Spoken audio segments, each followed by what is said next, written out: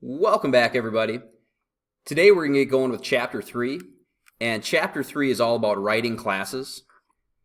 Now, we've already talked about classes in Chapter 2. We've basically told you everything you really need to know about them. Okay, in Chapter 3, we're going to talk about all the exact same stuff, except for our perspective in this chapter is going to be as the author of the class, okay, the one writing the class, as opposed to the client, the one using the class. Okay, so in this chapter, rather than me giving you the class and you using it, okay, I'm going to tell you what your class needs to do, and then you've got to write it for me. Okay, so we're going to start off with kind of the broad overview section, 3.1, anatomy of a class. Okay, talking about our variables, our constructors, our methods. And before we jump into the slideshow, we're going to be doing a little code along through this video here. I don't want to just talk about stuff without actually showing you the code. So somehow figure out a way where you can watch this video and then also code along on your Chromebook on or on a personal computer, whatever you need to do. And we'll show you where to pull up that demonstration here. All right, so if you flip over to my Moodle page for the lesson 3.1 section, there is a coding demonstration here. Okay, so go ahead and click on that. Now it's going to open up the CodeBoard website.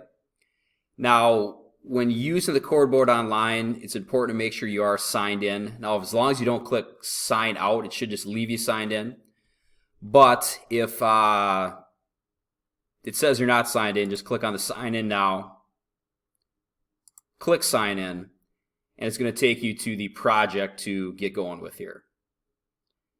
Now, if you don't already have a CodeBoard account, top of my Moodle page, right here, CodeBoard.io, click on that. It'll take you to basically the same login page where you can create an account, use your school email account, and you'll be good to go from there.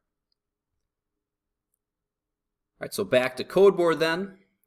On the left side, I've got my files. Okay, I've got a height class, which I'll be writing here, and then a height runner with a main method so I can actually test things. Okay, so this would be my coding area. The output will display down here, so that's my terminal. And if this was a project where I was going to give you some stuff to code, we'd have the README file there, but we're just going to kind of make it up as we go, so no READMEs for this one. All right, so back to the notes then. Okay, remember our definitions of objects and classes. They are different things. Okay, an object is a specific instance of a class with defined attributes, and a class is the formal implementation of the attributes and behaviors of the object. Okay, so we have this kind of circular definition here where objects are instances of classes, classes define the objects. Basically, remember, we can think of the class as the blueprint for the object, okay, the instructions for what it does, and then the objects are the actual physical or computerized representations of those classes. And as far as what are we going to have in our classes, what is each object going to hold on to? Well, the first thing you usually work on when you're designing a class are the instance variables. I'm going to say an instance variable is a variable tied to an instance of a class, okay, in other words, tied to an object. Okay, so when I go to make my objects, each object is going to have its own value for those instance variables. Okay, and then next point, the state of an object is based on the value of its instance variable. Okay, so is this object red? Is it size 5? Is it storing a count 4? Okay, the instance variables determine kind of where that object is, what its state is. Okay, these variables can be primitives. They can be objects. Okay, they'll also be lists and other data structures, which we'll get into later in the course. And then each time an object is instantiated, it's given its own set of instance variables. Okay, so each object we create will hold on to its own variables, will store its own information. Okay, now when you create an instance variable, there's a few options you have for access. Basically, the only two we're worried about for the AP exam is public and private. Okay, if variables are public, they're variables with public access and can be accessed or modified inside or outside the class where they're defined. Okay, typically there is not a good reason to do this. You only want your class that you're defining the variables in to interact with the variables. Okay, so do not declare instance variables public. We'll show you what happens when you do that in a few minutes in a coding demonstration. But basically, it's an automatic -1 on the AP exam. Okay, or if you forget to put the private in front of it, by default, those variables will be public. And again, that's an automatic -1 on the AP exam. Okay, so instance variables are always private. Okay, there really isn't a good reason not to do that. Okay, and we'll show you how that works in a few minutes in the example.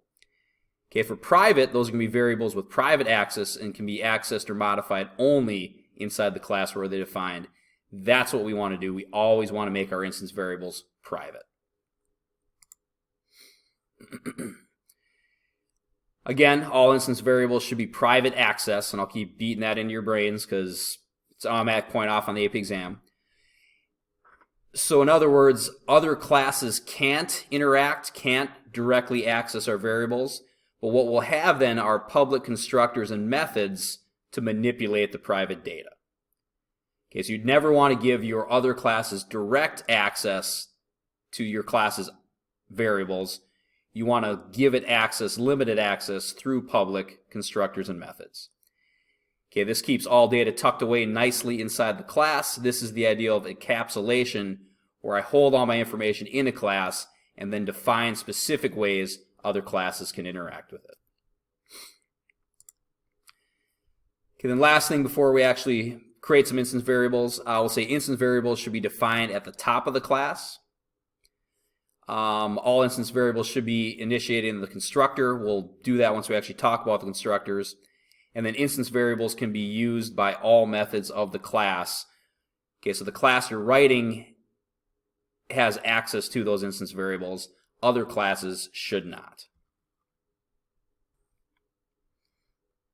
All right, so let's jump into our IDE and actually write some code.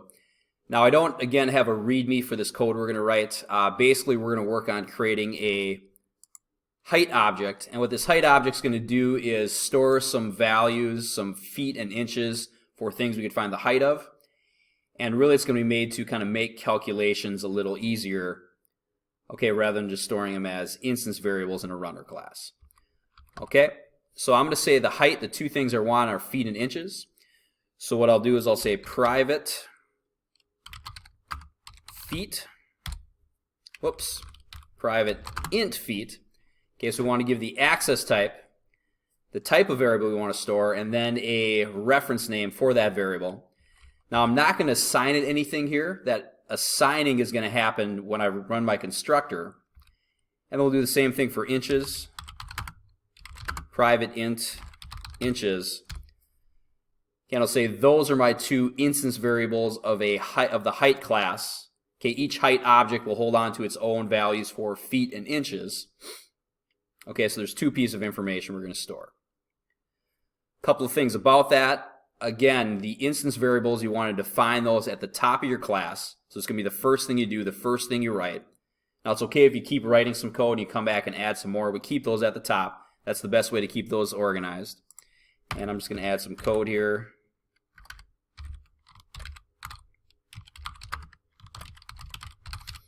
Instance variables, that's where I have those. Again, we're not going to assign them at that point. The constructor will do that. And then again, I want to always make sure that these are private. Okay, if I made it public, things would be okay. My code would still compile, but this isn't good form. If it's a public variable, any other class can directly access and modify my feet variable. Okay, I don't want to do that. All right, other things, if I forget to define it, by default it's assigned public. Therefore, it will be -1 on the AP exam. So make sure you put your privates in front of all your instance variables. Okay, I can't really do anything with this at this point, okay, because I don't have any constructors. Let's chat about constructors and we'll add a little bit more to our code here. So talking about constructors then, we'll say constructors set the properties of an object to an initial state. Okay, so the overall goal of why I have a constructor, why I'd call a constructor, is to assign values to those instance variables for that object. Okay, to create the object and assign the values. Basically, a constructor is made up of three different things: the access, the name of the constructor, which has to be the same as the class, and then any parameters we want to plug in, and then you'll have the code for that constructor. All right, constructors should be declared with the public access. Now, it would never make sense to give a constructor private access. Well, I suppose I could think of some reasons it would make sense, but typically you're not going to do that. Reason for that is if a constructor has private access, other classes wouldn't actually be able to create that object. They wouldn't be able to call that constructor. Okay, so the only time you'd want private would be if you're actually creating objects within the class. Okay, not typically something you want to do. That's not a good way to break your code up. So we'll just say always make your constructors public so that other classes can use them. Okay, constructors have no return type. Okay, notice it wasn't public void class name parameters. When we leave that return type out, essentially we're just creating it void. Okay, constructors don't return anything. They're not return methods. Okay, constructors must have the same name as the class. Okay, that way that other parts of the code know that we are creating an object. We're not calling some other method. And then constructors may or may not have parameters. Okay, again, the goal of the constructor then should instantiate all the instance variables. Okay, so it should set the initial state of that object. And as far as writing in the code, constructors should be placed in the class after instance variables. Okay, a couple other things. Okay, a no argument constructor has a no parameter list. So this would just be a constructor where the parameter list is blank. When you create that object, it's just new class name with parentheses, nothing in between them. And even though you may have a no argument constructor, all the instance variables in the class still should be assigned values. Okay, so you still should define that to tell how that object should be created, even though there's no parameters. Couple other things. Overloaded constructors. Overloading occurs when you have more than one constructor. Okay, so there'll be more than one way to make an object. And then each constructor must have a different parameter list. Okay, I can't overload my constructors unless Java knows exactly which constructor is being called based on that parameter list. Okay, last thing here, the idea of a default constructor. If you do not define a constructor in a class, Java will provide a default no arguments constructor for you, just the class name with an open parameter list. Okay, so this isn't good practice to have just to let Java define it for you if you have instance variables, because in this case, the only way things will work is all instance variables get assigned 0 values. All right, so let's jump back over to our IDE and make some constructors.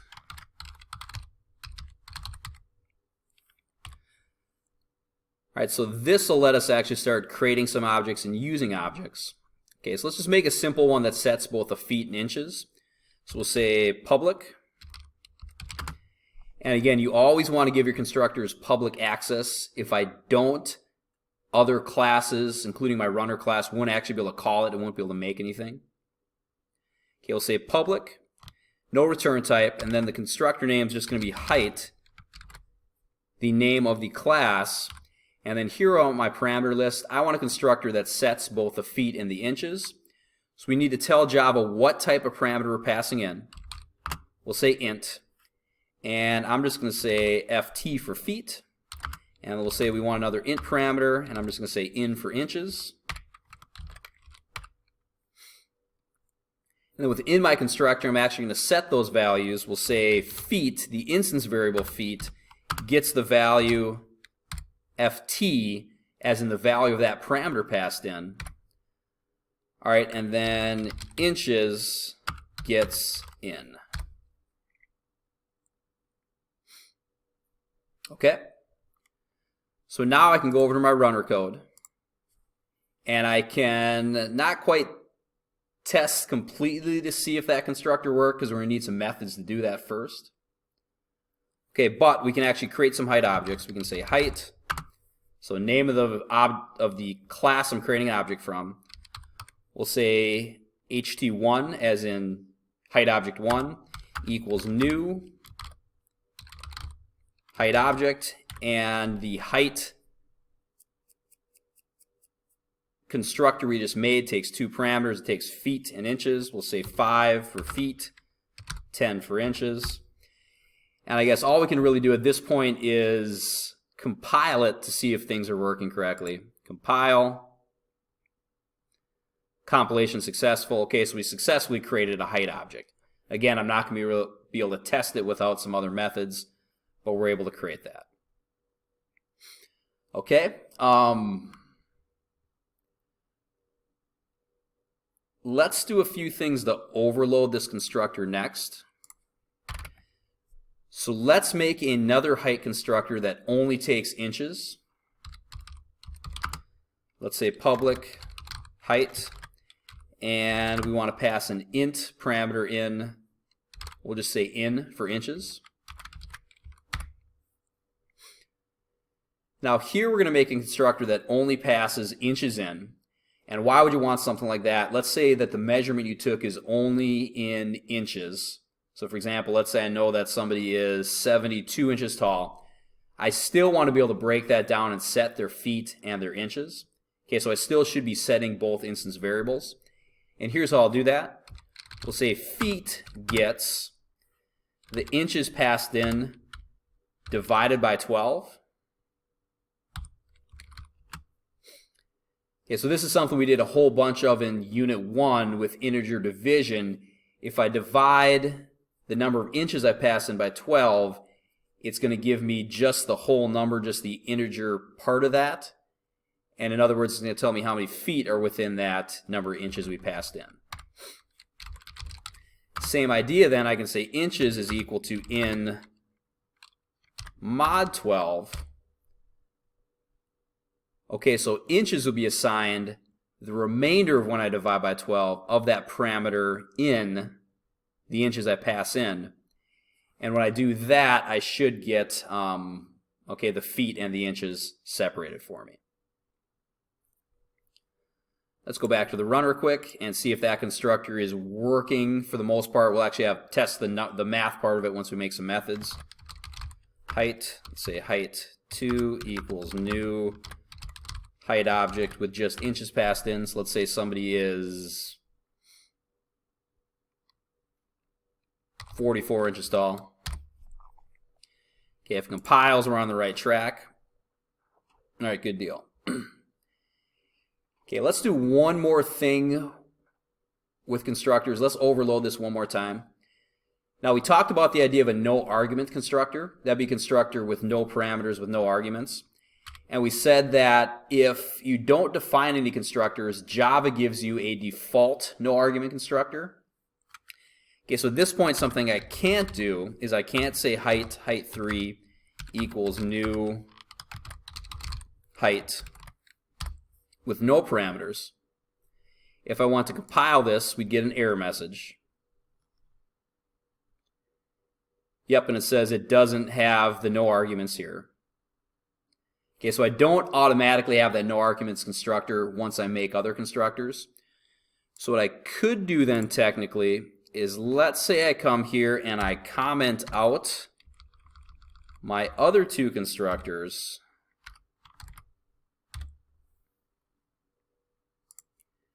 Now if I compile this, whoops, I suppose I've got to comment these two guys out because now I don't have those to call. But now when I compile this, Java says, okay, you didn't define a constructor, but we'll give you this one here for free. We'll give you this one automatically. Okay, now what does this constructor do? It's going to just set all the instance variables to the 0 value, zeros.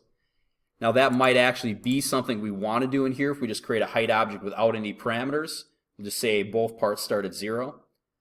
Okay, but typically you're not going to rely on that. If you have other constructors, you don't get that for free. So let's make a no arguments constructor. Let's lose this code here.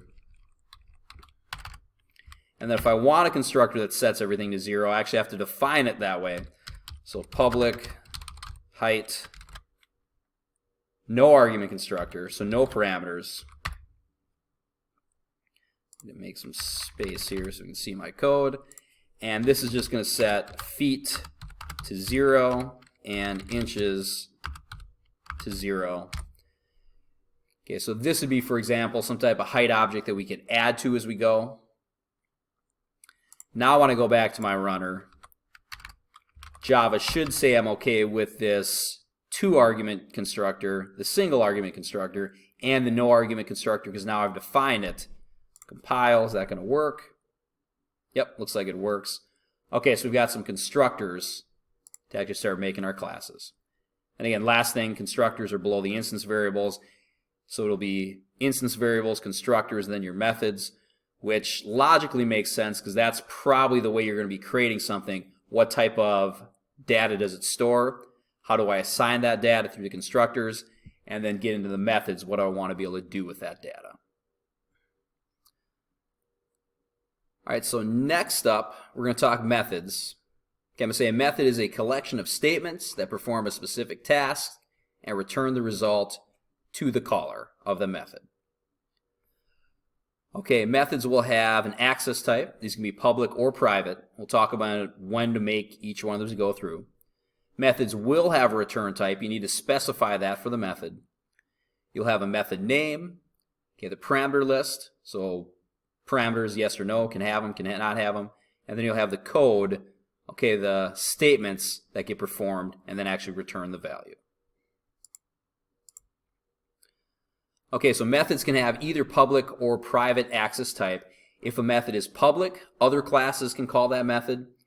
If it's private, only the class you write the method in can call that method.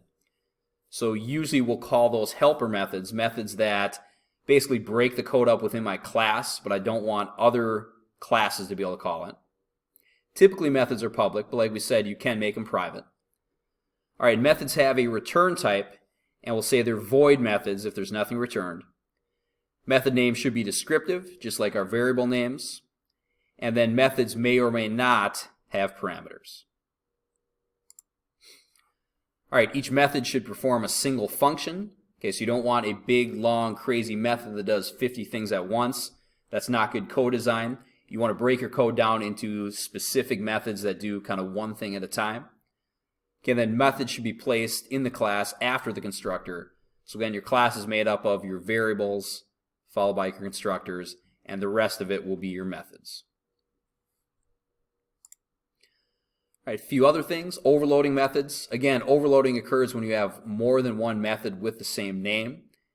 Okay, so you might want to be able to perform the same type of action on an object, okay, with different parameter lists. Okay, so that'd be where you'd overload a method. Okay, overloaded methods should have the same function, and then each must have a different parameter list.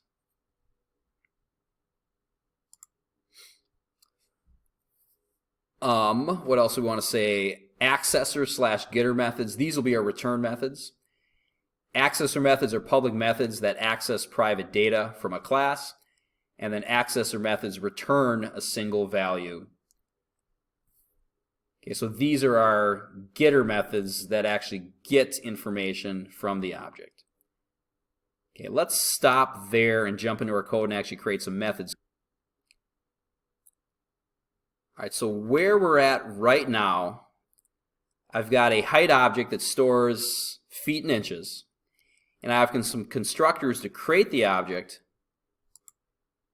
but I don't actually have any way to access its data. So I don't have any way to do anything or view the data being stored by these objects. Okay, so for example,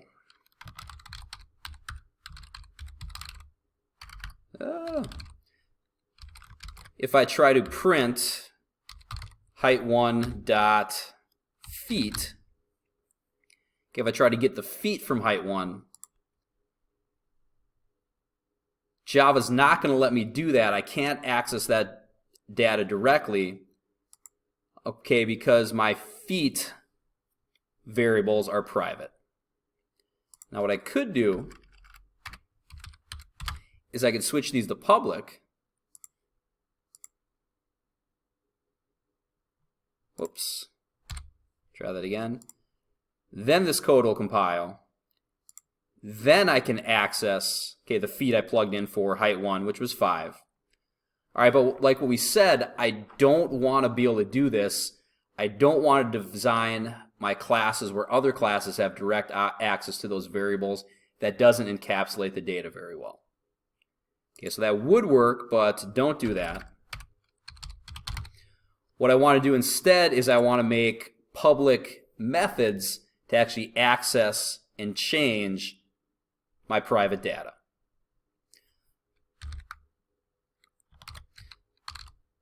So let's say getter methods. So let's make some methods that actually get the values of feet and inches. So we'll say public. Return type will be int. Okay, so we're going to return the actual int values from the feet and inches. Public int, and we'll say get feet. I'm going to leave the parameter list for this one empty because I don't need to pass any parameters in. I just want to get the feet that's stored in my feet here. And this one's going to be pretty simple. I'm going to return feet as in the feet variable that this height object is storing. So my runner now, if I want to figure out what the feet is for the height1 object, we'll say height1.get feet. I'm going to do that. I should be able to get that 5. Yep, that we stored in for our 5 right here. Okay, let's do the same thing for the inches. Again, public int return type get inches, and we just want this method to return the inches variable. Again, it's a good idea if you just have a method that's simply grabbing the value of a variable to put the get in front of it. So now when I go to my runner, we can get the inches of height1.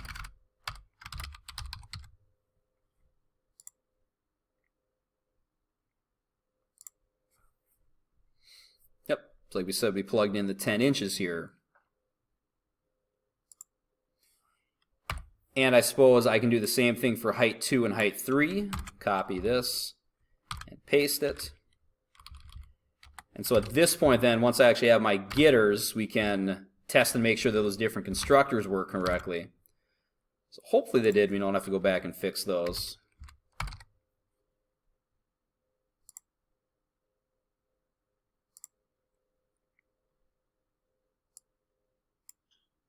All right, we'll scroll up a little bit here. And let's see, so we got the 5 and a 10 from our 2-argument constructor that passed in the feet and inches. Okay, we've got for the height2.get feet, height2 got inches. That's going to get the inches from our height2, which had the single argument constructor, where we just passed in the inches. Okay, 44 inches is 3 feet and 8 inches. That makes sense. 3 feet is 36 inches. That leaves over an extra 8. Yep, so that worked correctly. Okay, and then for our no arguments constructor, which was supposed to assign just inches and feet to 0, yep, when I do height3.get feet, height3.get inches, yep, I get those zeros there. Okay, so we know our constructors are working correctly at this point as well. All right, I guess also just pointing out, demonstrating kind of how these methods work.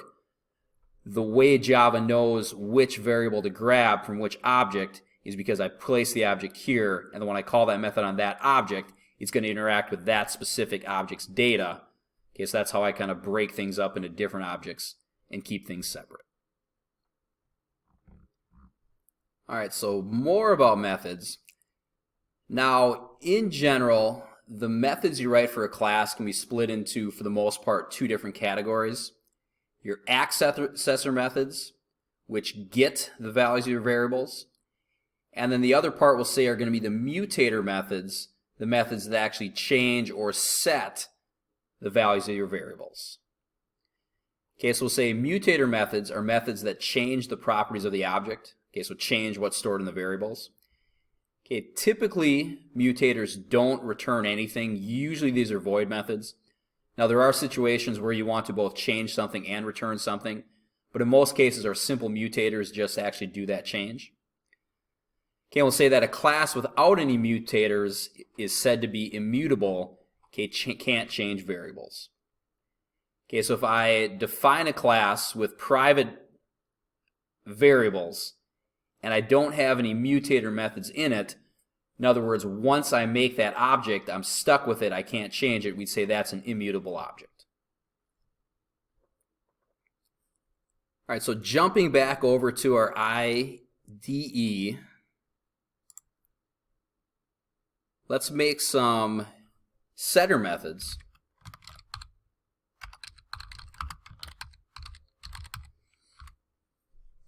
And the first thing I want to do is I want to be able to add on to the height that I already have.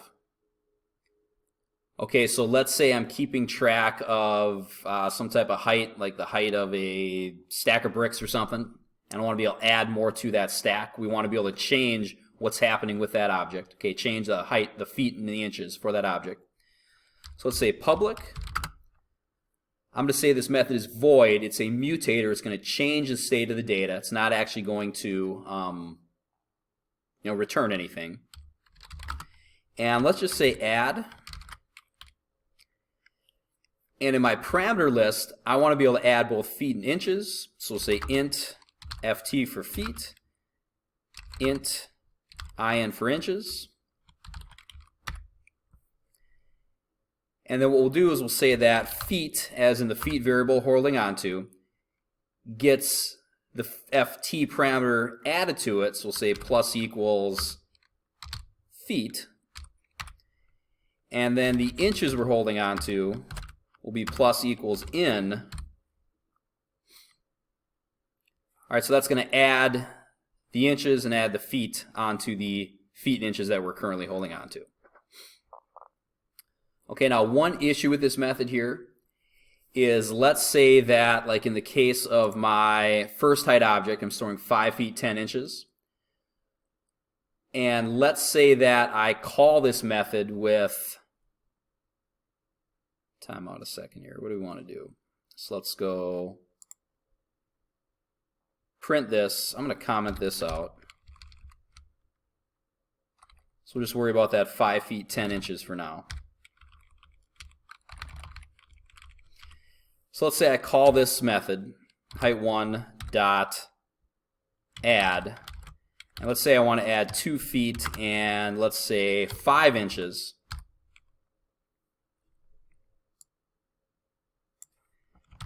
And then we'll reprint off the feet and inches to test and see if this works, and we'll show you the issue in a second here. Let's run this. So yep, very good. We've got our original feet and inches, the 5 foot 10. And then we're going to add 2 feet, which we get the 7, and 5 inches, which gives us the 15. Okay, so it looks like that method is working correctly. Okay, now issue with it though is I don't want this to be 7 feet 15 inches. I'd rather have it as 8 feet, and then what would that be? We're left over with 3 inches. So we're going to have to make an adjustment in that add method to actually do that calculation here. And what we can do then is we can say feet gets inches divided by 12 once again. So now, sorry, not feet gets, but plus equals. Okay, feet gets feet plus inches divided by 12. So in other words, if there's more than 12 inches, we're going to add, okay, that many times it shows up more than to our feet, okay, using some integer division. And then we'll do the same thing for our inches. We'll say inches, and I got to think about this for a second here, gets inches mod 12.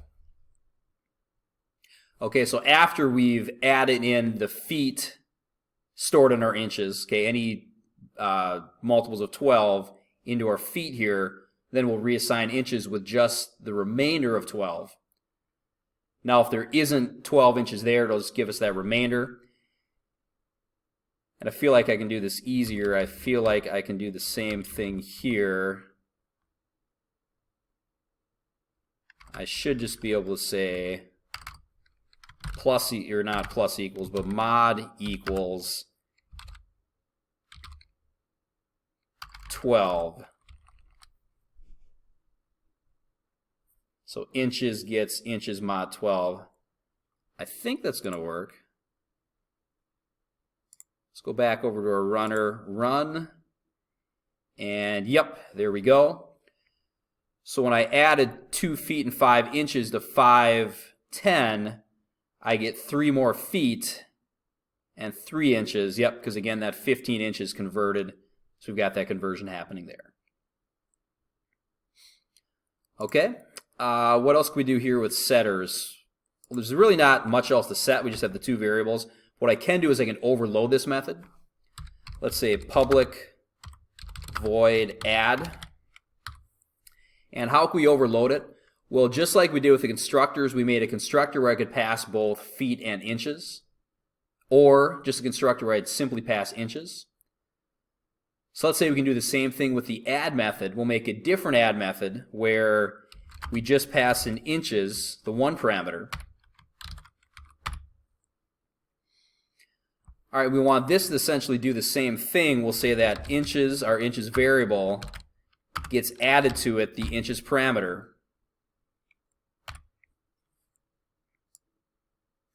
And then I'm just going to use the exact same code there. I'm going to copy and paste it, and we'll do something else with that in a second. Okay, to make that same adjustment for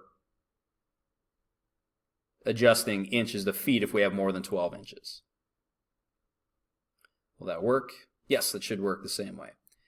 Okay, so now when I go over to my height runner, let's call our second add method, height1.add, and this time let's just add some inches to it, and let's make it go over here as well. So let's say I want to add 10 inches. Let's print this guy again.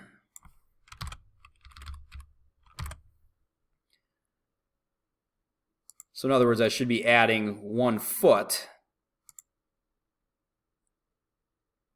So yep, I start off with 510. I added the feet and inches to it, leaving with 8.3. And then when I added 10 inches to that, yep, that took the feet up to 10.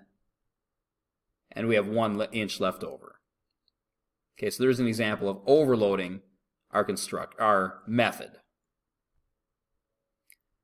All right, let's do one more thing with these methods, and I just had to pause the video to think about how I want to do this. Let's go back to our height class, and if I look at my setter methods, notice there's a little bit of repeated code in them. Okay, specifically this kind of resetting the feet and inches, kind of converting from inches to feet, and then adding on the total of the feet. Okay, so we know that repeated code's bad, and this is kind of not a very extreme case of it, but I do have some code repeated. What I can do within my class is I can make helper methods to reduce that code. So let's do that here. All right, let's make a helper method, and I'm going to give it private access. Now this private, what that means is that other classes can't call this method. And the reason I want to do something like this is because I'm only going to use this method within this class. Okay, so we'll say private void convert.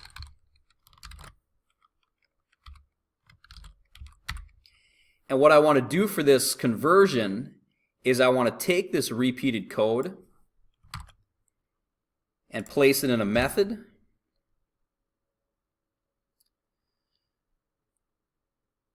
So now, rather than repeating the code, I can just call my convert method.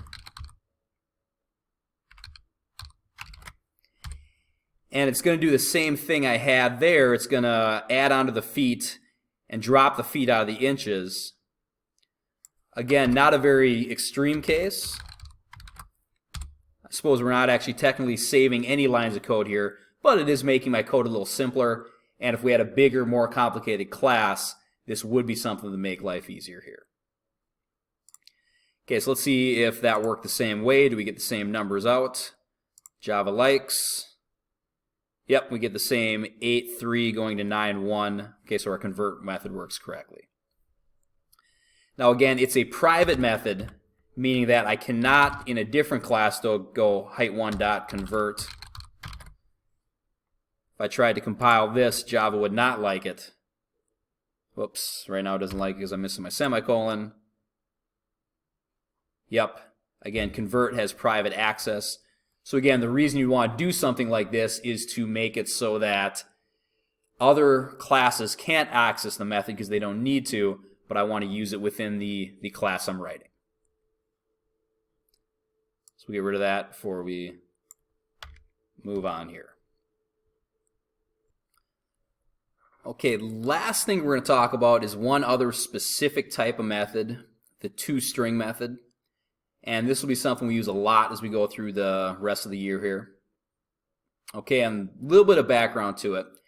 Okay, in Java, all classes are subclasses of the object class. Okay, so we're not going to talk about subclasses and parent classes till Unit 9 and the next semester. Okay, but what you need to know about that for now is anytime I create an object, it inherits or it comes with a few different methods. Okay, so for example, the toString method is what we're talking about here. We'll talk about the equals method in the next unit. Okay, so it comes with some methods right off the bat, and you can override these methods to make them specific to your class. Okay, so typically toString and equals doesn't do what we're going to want it to do automatically for us. We'll have to override it to make it do what we want. Okay, so we're talking about overriding the toString method, and the reason you do that, you'll override the toString method by writing a method that matches its signature and makes it return the string you want. Okay, so for example, now if I want to print off my height objects that we're working on, it's not going to give me any meaningful information. What I can do is I can override that toString method to make it actually tell me something about that height object that makes sense. Okay, and to do that, what you'll do is you use this override keyword. What that does is that tells Java that you're overriding a method, and that's kind of just a check built in to make sure that you actually do override it correctly. You'll use this signature, public, returning a string toString, and then you'll return whatever you want, whatever string you want it to return specific to the object you're talking about. Okay, let's jump into the IDE and show you how that's done here. All right, so why do I want to return my toString method? Okay, well, we'll show you why. What's going on here? Tab in. So within my runner class, let's say I want to just simply see what's going on with my height objects and print them out. So let's see what happens when I go to print height 1. It compiles. Okay, so Java's okay with us doing this. And when I run it, what's it going to give me? Okay, so here's my different height values. But this line of code right here, it's printing off height at 15db9742. What the heck does that mean? Well, essentially what it's giving me here is the address in the computer where this height object's being stored. Okay, I'm thinking yours is going to be different than mine. We're talking about different computers, different storage, different capacities. So we're probably not going to get the same thing here. But for all intents and purposes, what this is giving me is the address where that height's stored. Okay, so by default, when you go to print any type of object, okay, unless that toString method is overridden, you're going to get the address. Okay, now we don't want that. That's not very helpful for what we're doing.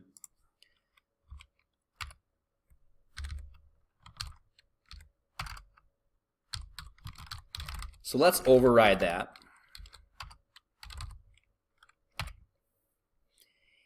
And the first thing you want to do this is use the override keyword. So we're going to do a @override. Now that isn't necessary, but it's a good practice to do, just because what that's going to do is if you write a method that doesn't actually override something, Java's going to let you know. Okay, so that's going to help you kind of catch any mistakes you're making as you're overriding.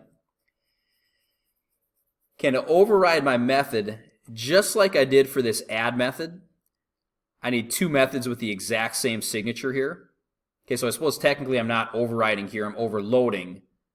But what we'll do is we'll have methods with the same signature.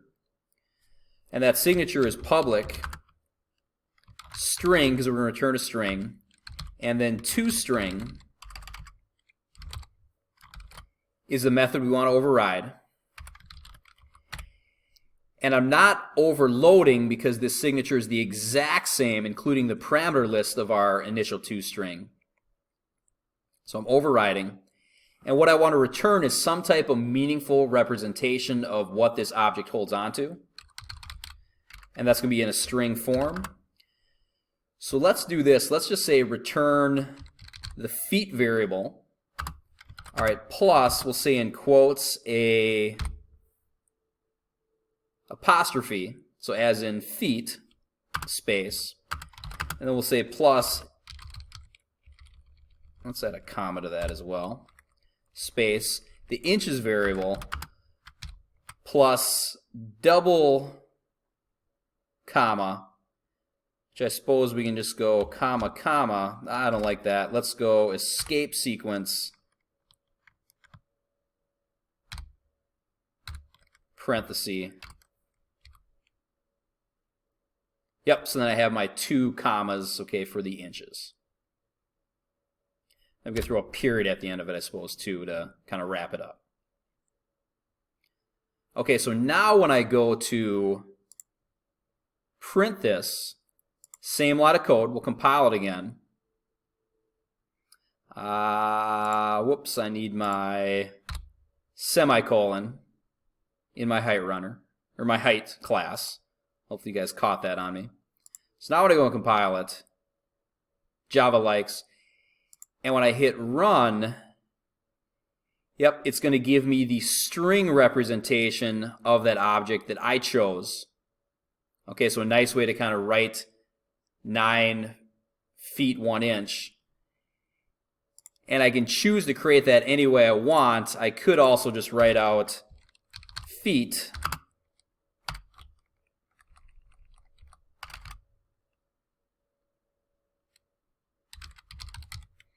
inches. So again, point here is I want to be able to pick whatever string representation I want, okay, unique to my program, unique to my class, and have an easy way to actually print that off and print that info off without having to put together something like system.out.print get feet plus the word feet, comma, space. Okay, so we can take care of that one time, kind of that string formatting within our objects class, as opposed to doing that every single time like this within the runner. So now I have a real easy way to print off information for as many objects as I want. Yep, so there's the different values for each of my height objects. All right, there you go. There's 3.1. A lot going on there, I know, but a couple things. Technically, we've already talked about all this stuff before in Chapter 2. Again, Chapter 3, we're just taking the perspective of the class author rather than client, consumer of it. And then also, don't worry, that is a lot. It's the basics of writing classes, but there's a lot going on. We are going to spend basically the entire week coming up here on it. Okay, so you'll get this stuff. All right, you'll get it. Start working on some programs. Start cranking out code. Okay, the homework is online. The practice coding assignments are online as well. They'll kind of walk you through each of those parts: variables, constructors, getter methods, setter methods. Okay, toString. All right, so start cranking through those. Let us know if you get stuck. All right, start writing some classes.